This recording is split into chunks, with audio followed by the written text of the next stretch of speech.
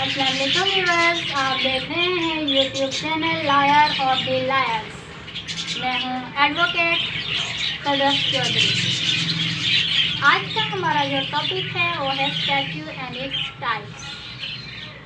First of all I will tell you term statute कब use हुई, उसका meaning क्या है और ब्रिटिश टाइम में स्टैच्यू को क्या कहते थे, और हम फिर उसके साथ डिस्कस करेंगे types of statute according to duration, nature and object.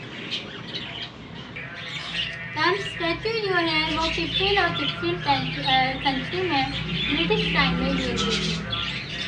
Statue जिसको कहते हैं, स्टैच्यू होता है कानून साजी, दस्तूर साजी।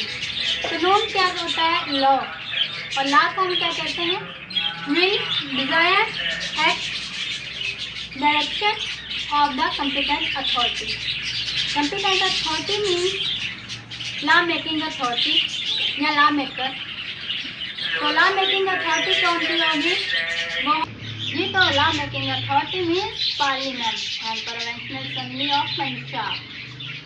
ब्रिटिश टाइम में लॉ को स्टैच्यू कहा जाता था। Types of statute according to duration. Duration के अकॉर्डिंग स्टैच्यू की 2 टाइप्स हैं, temporary statute and permanent statute. Temporary statue, ये टेम्परेरी स्टैच्यू जैसे कि नाम से ही जाहिर है कि टेम्परेरी टाइम पीरियड के लिए होगा।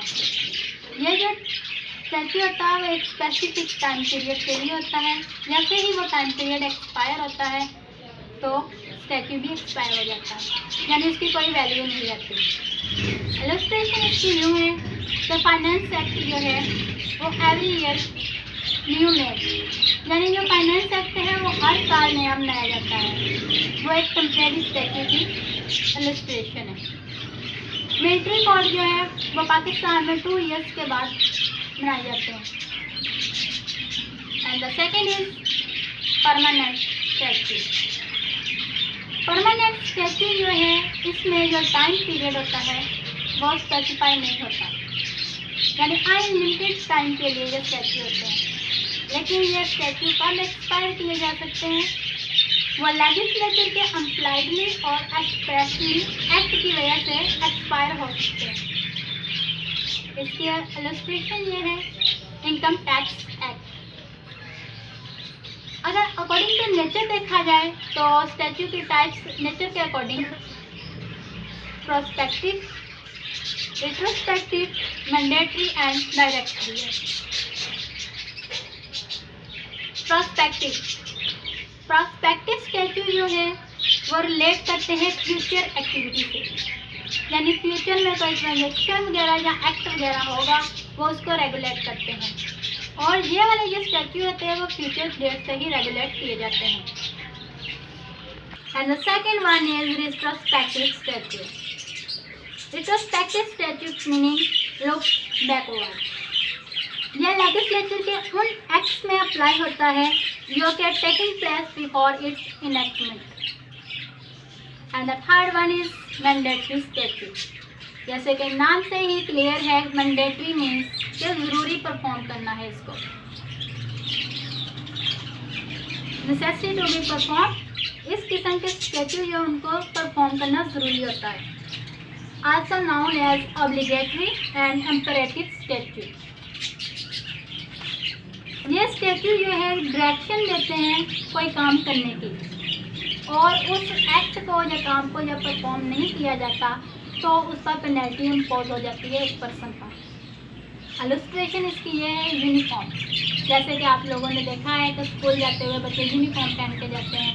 अगर वो यूनिफॉर्म वगैरह नहीं पहन के जाएंगे तो डेफिनेटली उनको या तो स्कूल से निकाल दिया जाएगा या फाइन वगैरह कर दिया जाएगा। तो मीन्स कि ये परफॉर्म करना ज़रूरी है। यूनिफॉर्म आप लोगों ने पहन के जाना मैंडेटरी है। And the fourth one is directory statue. जैसे कि नाम से ही ये बात हमें माइंड में हमारे में आ जाती है कि डायरेक्टरी मीन्स डायरेक्शन देने वाला, किसी चीज़ की डायरेक्शन हमें जो प्रोवाइड करता है। आल्सो नाउन एज परमेसिव और फॉर्मेटिव स्टैच्यू। यह स्टैच्यू जो है give direction to do and act. यह स्टैच्यू जो होता है हमें डायरेक्शन देता है किसी काम के करने की, लेकिन उसके ना करने पर हमें पेनल्टी नहीं दी जाती। अब हम स्टैच्यू की टाइप्स पढ़ेंगे according to object. The first one is enabling statute. ये जो इनेबलिंग स्टैच्यू है वो किसी भी अनलॉफुल चीज़ को लॉफुल बनाता है, यानी जो पहले कोई अनलॉफुल थिंग है उसको लॉफुल कर देना। इलस्ट्रेशन इसकी ये है कि purchasing the weapon become lawful, यानी वेपन्स को परचेज करना उसको लॉफुल बना देना। फर्स्टली वेपन परचेज करना अनलॉफुल होगा तो उसको उन्होंने लॉफुल बना दिया है, तो यानी इनेबल कर दिया है। The second is disabling statue. Disabling statue जो है ये लॉफुल चीज़ को अनलॉफुल किया बनाता है। जैसे कि इसकी इलस्ट्रेशन ये है कि जैसे कि परचेजिंग ऑफ वेपन लॉफुल था फर्स्टली, अगर उस पर रिस्ट्रिक्शन लगा दी जाए तो वो डिसेबल कर देता है, कोई भी लॉफुल थिंग को अनलॉफुल कर देता है, यानी वो आप काम नहीं कर सकते। And the next one is permissive statute. यह स्टैच्यू परमिशन देता है to do and act. Illustration इसकी है in case of self defence. And the next one is prohibited statute. Prohibited as you know by the name it is clear already. Prohibit करना, रोकना किसी चीज़ से, मना कर देना। Stop from doing any work. इसके इलस्ट्रेशन बेस्ट जो है, जैसे कि कोई एक क्रिमिनल पर्सन है वो उसको प्राइम मिनिस्टर नहीं बनाया जा सकता, तो प्रोहिबिट कर देते हैं यानी एक्ट से कि कोई भी जो एक क्रिमिनल पर्सन होगा वो कभी भी प्राइम मिनिस्टर नहीं बन सकेगा। And the next is codifying statute. Codifying का मतलब है तरतीब देना किसी चीज़ को, कोडिफाई करना। कोडिफाई करते हैं सेक्शंस या आर्टिकल्स में। इसमें arrange the similar laws upon a subject. Topic जो होते हैं वो टेकन लिए जाते हैं from different places. The best example is CPC, CRPC। And the next one is codifying statute. Codifying statute में जो है वो सेपरेट थिंग्स, टॉपिक सेपरेट होते हैं, लेकिन सब्जेक्ट मैटर जो होता है वन होता है जब उन सबको कंबाइन किया जाता है। जैसा कि इलेक्ट्रिसिटी, गैस, ऑयल वो सेपरेट होते हैं,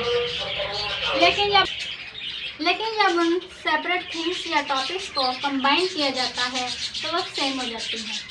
and the next illustration is equity, specific relief act and tax act.